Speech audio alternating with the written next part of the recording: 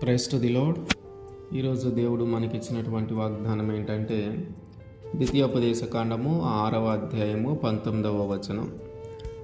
నీవు యెహోవా దృష్టికి యథార్థమైనదియు ఉత్తమమైనదియు చేయవలెను. ఆమేన్. మనం చాలాసార్లు మనుషులను మెప్పించటానికి, లోకము దృష్టిలో గొప్పగా కనిపించటానికి ఆరాటపడుతూ ఉంటాం. మనం వేసుకునే బట్టలైనా, మనం మాట్లాడే మాటలైనా, మనం చేసే పనులైనా ఎదుటివారు ఏమనుకుంటారా అని ఆలోచించి చేస్తూ ఉంటాం. ఎదుటివారి దృష్టిని బట్టి మనం మాట్లాడే మాటలు మార్చుకుంటాము, మనం చేసే పనులను మార్చుకుంటాము, మనం చేసే క్రియలను మార్చుకుంటాం, మనం ప్రవర్తన మార్చుకుంటాం. వారు ఏమనుకుంటారా అని వాళ్ళ దృష్టిలో నుంచి ఆలోచిస్తూ ఉన్నాం. కానీ దేవుడు అంటున్నాడు, దేవుని దృష్టిలో నుంచి ఆలోచించు, దేవుని దృష్టిలో నుంచి ఆలోచించు అని. అంటే దేవుడు ఏమనుకుంటాడో, ఇది చేస్తే దేవుడు ఏమనుకుంటాడో, ఈ మాట మాట్లాడితే దేవుడు ఏమనుకుంటాడో, ఈ పని చేస్తే దేవుడు ఏమనుకుంటాడో, ఈ ప్రవర్తన కనబరిస్తే దేవుడు ఏమనుకుంటాడో అని దేవుని దృష్టిలో నుంచి ఆలోచించి మన మాటలు, మన ప్రవర్తన, మన క్రియలు, మన దుస్తులు మనం మార్చుకుంటూ రావాలి. ఎందుకంటే మనుషులు మన హృదయంలో ఏముందో వాళ్ళు గ్రహించలేరు.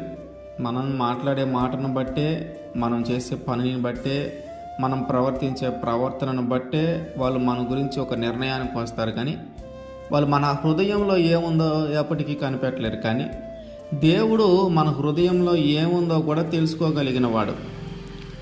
దేవుడు మన హృదయాంతరంగములను ఎరిగినవాడు కనుక మనము ఆ మాట ఎందుకు మాట్లాడాము, మనం అట్లాంటి ప్రవర్తన ఎందుకు కనబరిచాము, మనం అట్లాంటి పనులను ఎందుకు చేస్తూ ఉన్నాము, ఇదంతా దేవుడు ఎరిగి ఉన్నాడు. ఆయన దృష్టికి ఇదంతా తెలిసే ఉంది.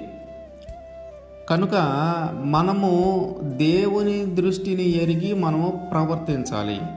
దేవుని దృష్టికి అనుకూలమైనది చేయాలి, దేవుని దృష్టికి నచ్చినది చేయాలి.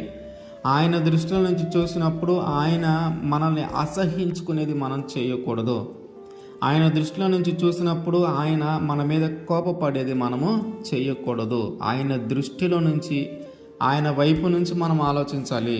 మనం ఏ పని చేసినా, ఏ మాట మాట్లాడినా, ఏ క్రియలు జరిగించినా, ఏ బట్టలు ధరించినా, మన ప్రవర్తన అంతా కూడా ఇది దేవునికి ఇష్టమా కాదా, ఇది దేవునికి నచ్చుతుందా లేదా, ఇది దేవుని దృష్టిలో యథార్థమైనదా కాదా అనేది మనము ఆలోచించి అప్పుడు ఆ ప్రవర్తనను మనం కనబరచాలి. ఇప్పుడు యథార్థవంతమైనది అంటే అందరూ ఉన్నప్పుడు మనం ఒకలాగుంటాం, ఎవరు లేనప్పుడు, మన ఒంటరిగా ఉన్నప్పుడు, మనల్ని ఎవరు చూడనప్పుడు, మనల్ని ఎవరు గమనించినప్పుడు మనం ఒకలాగుంటాం. కానీ దేవుడు అంటున్నాడు, నువ్వు యథార్థవంతంగా ఉండటం అంటే, యథార్థత అంటే ఎవరు చూడనప్పుడు కూడా సరైన దానినే చేయాలి.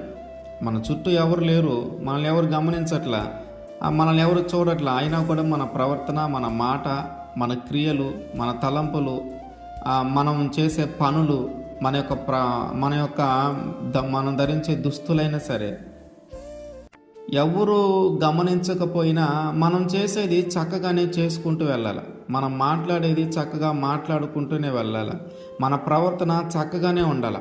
మనం దానికి ఎట్లాంటి వేరియేషన్ కనిపించకూడదు, ఎట్లాంటి భేదం కనిపించకూడదు.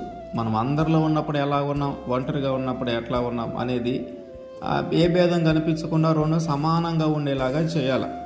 అప్పుడే మనం యథార్థవంతంగా జీవించినట్టు. అంటే దేవుడి దృష్టికి మనం యథార్థవంతులంగా బ్రతకాలా.